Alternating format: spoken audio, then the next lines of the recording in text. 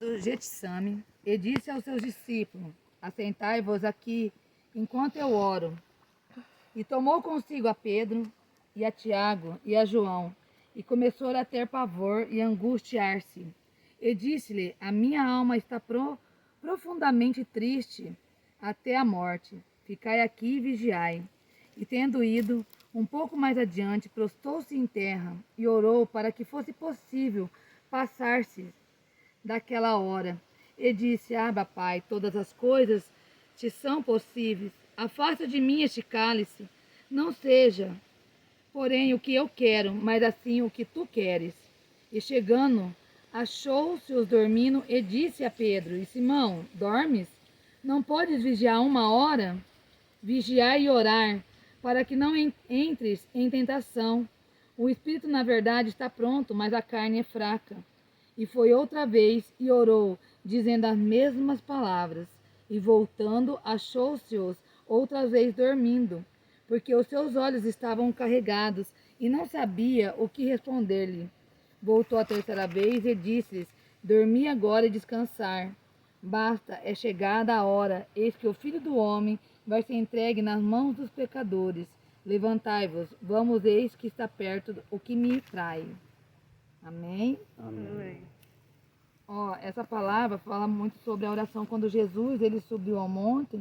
Foi assim, ele fez primeiro teve a Santa Ceia, depois ele conversando com Pedro, ele fala naquela noite que Pedro negaria ele, né, antes que o galo cantasse, 2 vezes, Pedro negaria ele 3 vezes. E ele subiu para um monte para orar, porque ele sentia que a hora estava, né, que ele ia ser traído, estava chegando. E ele fala aqui no começo que ele estava com o seu coração entristecido. Mesmo assim, fala que ele prostrou-se ao Pai e pediu: Afaste esse cálice de mim, porém eu te entrego, seja feita a sua vontade e não a minha. E quando ele voltou, ele pegou, ele disse a Pedro que ele pegou o quê? Eles estavam dormindo. Vigiai e orai, para que não entre em tentações. No momento em que ele estava lá orando, o discípulo estava dormindo. Então ele quer dizer o quê? Se você não... Ó, primeiro, seja feita a vontade do Pai. A vontade não é minha, é dele. Segundo, fortalecer em oração. Porque às vezes a gente acha assim, não, agora eu batizei, agora pode vir a aprovação que eu tô firme e forte, né? Deus me carrega no braço, pode vir o que vier. Deus está comigo, Né? não Deus vou tá temer. comigo, tô forte. Só que se a gente se a gente dormir, como tá falando aqui, ó, e não se revestir em oração, a carne tá fraca. Não é a minha fé que tá fraca. Minha fé tá forte, eu acredito em Deus, sei que Ele é o Deus do impossível. Só que se eu não me revestir em oração, se eu não tiver firme ali, o que será dali para frente? Né? Aí vem a tentação da carne.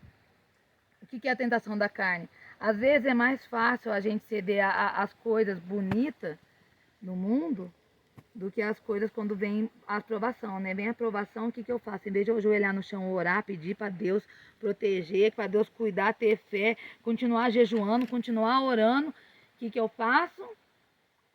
Tô orando, Deus não tá abrindo aquela porta, tô cansada, não vou na igreja. Não vou orar mais. Vou ser rebelde agora, né? Eu tô orando, não tô vendo resposta. Mas será que isso é o certo? Foi isso que Jesus fez? Não, Jesus sabia que ele ia ser traído, ele sabia tudo que ele ia passar. Mesmo assim, ele subiu naquele monte, ele se prostrou nos pés de Deus. O que a gente faz? Pede a Deus, afasta, Senhor, de mim o pecado. Afaste, às vezes, essa vontade de eu fazer coisas que eu sei que desagrada ao Senhor. Porque a gente é ser humano, a carne é fraca, mas a gente tem que fortalecer o espírito. Porque se você estiver forte, fortificado em oração, Deus ele vai te honrar. Ah, mas vai ser fácil? Não. Às vezes não, às vezes o desânimo bate, ou às vezes a tristeza bate, o coração entristece. Mas é nesse momento que a gente tem que ajoelhar e pedir mais socorro. Porque na hora que bate a tristeza, quando aquela sensação de que você está sozinho, que Deus não está te ouvindo, porque essa sensação vem, o inimigo ele é sujo, ele vai colocar na sua mente que Deus não está ouvindo a sua oração, que Deus não está fazendo aquilo que você quer, porque ninguém gosta de você, porque as pessoas estão vindo na cara, estão falando nas suas costas. Ele vai colocar coisas no seu coração para te afastar do quê? Da presença de Deus. Aí você começa a alimentar aquela semente do mal, que a gente alimenta, né? Ai, mas é mesmo, né? Eu tô orando, não tô vendo resultado. Eu tô orando, mas o meu serviço continua ruim, a minha saúde não tá melhorando. E aí você faz o quê? A gente se afasta. Porque é muito fácil eu apontar e falar assim, nossa, os irmãos viraram a cara comigo, ninguém me ajuda, ninguém me socorre, Deus não tá me ouvindo. Quando às vezes é eu que estou me isolando do mundo. Quando às vezes é eu que estou ficando de lado e colocando a culpa no outro. Porque é mais fácil fazer isso.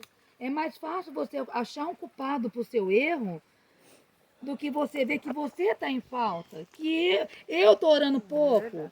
Eu que não estou ajoelhando o suficiente. Eu não estou jejuando o suficiente. Eu me perguntei várias vezes, Deus, por que o Senhor deixa às vezes o inimigo encostar em mim? Né? Por que o Senhor deixa acontecer coisas na minha vida quando eu converso com o Senhor o tempo todo? Mas será que eu não estava deixando alguma brecha? Porque a brecha quem dá é a gente. Mas de repente eu estou na minha casa, mas eu oro, eu busco, mas alguém está deixando uma brecha. Mas aí eu vou acusar, é meu marido. É minha filha. Não importa quem está deixando a brecha. Não importa, eu sou soldado de Deus. Quem tem que ter autoridade de entrar no meio da minha sala e gritar lá, ó, em nome de Jesus, está arrependido de qualquer mal da minha vida, é eu. Porque se eu acredito que um servo de Deus pode fazer isso, por que eu, como servo de Deus, não posso fazer? Por que eu não posso me revestir de oração? Por que eu não posso me revestir ainda mais do Espírito Santo e ter a mesma autoridade de expulsar o mal de dentro da minha casa, expulsar o mal da minha vida? Porque quem expulsa o mal da minha vida? Se Deus, Jesus fala na palavra, a partir do momento em que você clamar o meu nome e expulsar no meu nome, assim vai ser feito. Se ele deixou isso, por que eu não vou acreditar que eu tenho o poder de fazer isso? Eu tenho o poder de chegar no meio da minha sala e falar, tá todo mal repreendido, porque na minha casa quem manda é Jesus. É Deus que está lá dentro. Mas até mesmo para mim ter a autoridade de expulsar qualquer mal na minha vida, na minha casa, na minha família, na minha enfermidade, é a minha reversão com Deus. É eu estar ali, ó, revestida de oração. É eu estar ali revestida do poder do Espírito Santo. E para isso eu tenho que buscar. Eu não posso ficar esperando o pastor na minha casa buscar por mim. Eu não posso ficar esperando um irmão da igreja ir lá buscar por mim se eu não estou buscando. O primeiro passo é o meu. Me revestir, né, da armadura do Senhor. A nossa luta não é contra a carne, é contra o espírito. É contra aquilo que rodeia a gente sem a gente ver.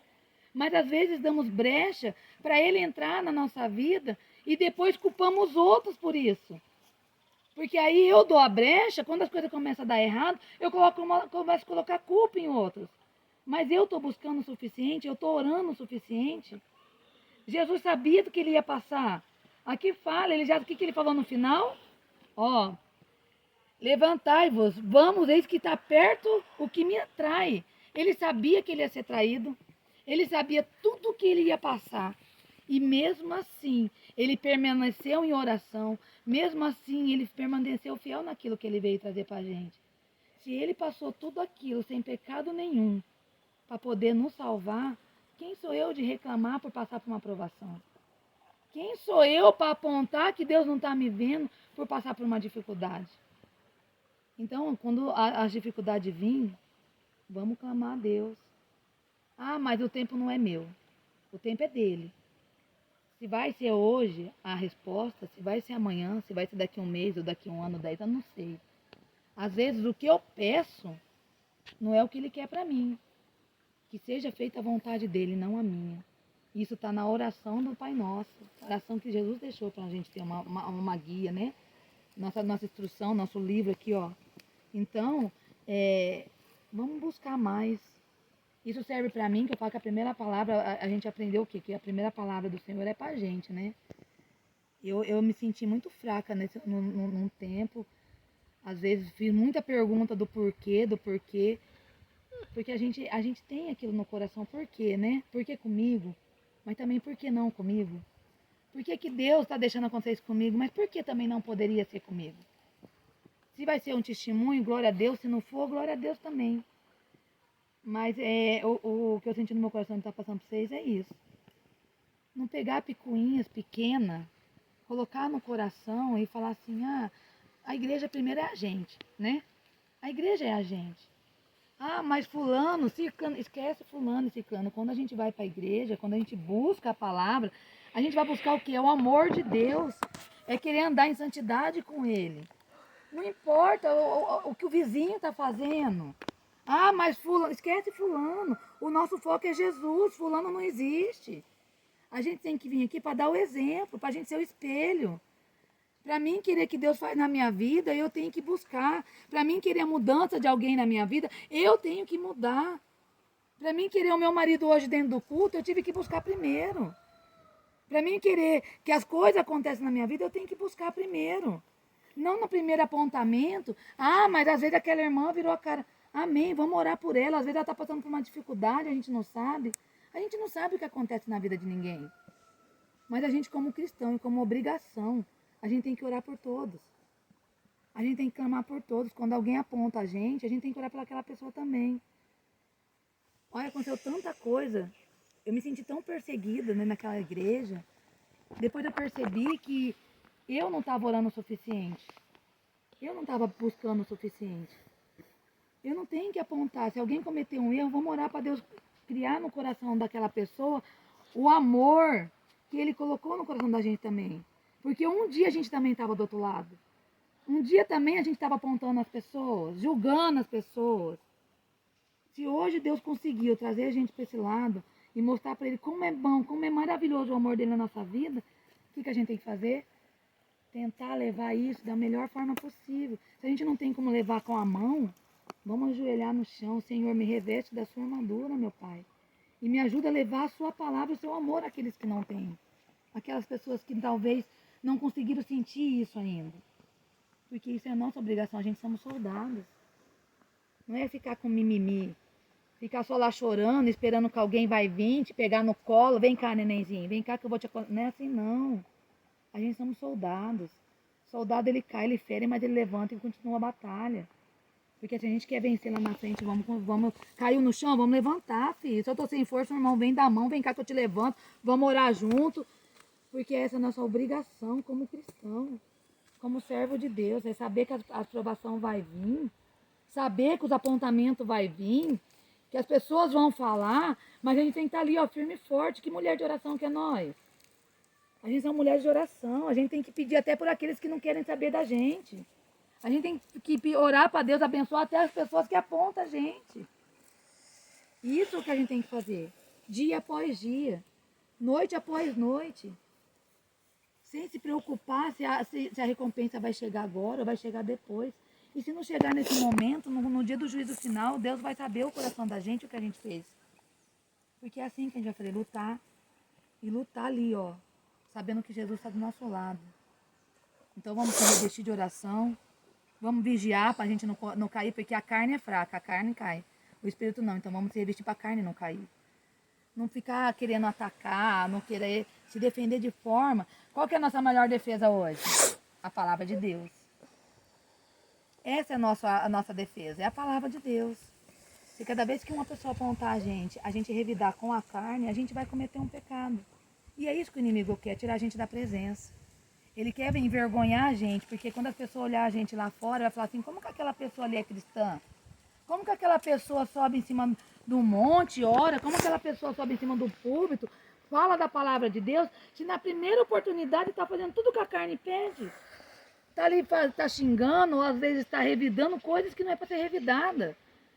Está fazendo coisas que não é para ser feita. A gente tem que ser o espelho.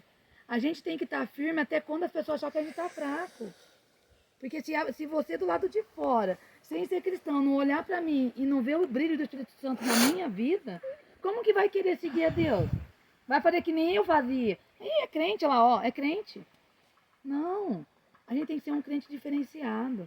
A gente tem que ser um servo diferenciado. Olha lá, ó, tá passando pela prova, mas tá orando. Tá passando pela prova, mas tá clamando. Não tá jogado pro mundo, não voltou a beber, não voltou a fazer isso, não tá atacando ninguém. Tá passando pela prova e tá glorificando. Porque sabe que é guerreiro, porque guerreiro passa assim, ó, lutando. Lutando. Então vamos orar, vamos vigiar mais. Glória a Deus. Porque somos soldados. E soldados feridos ou não, nós somos soldados. Glória E a Deus Deus. lá na frente vai dar a nossa vitória. Glória a Deus. Amém? Amém. Alguém quer falar alguma coisa?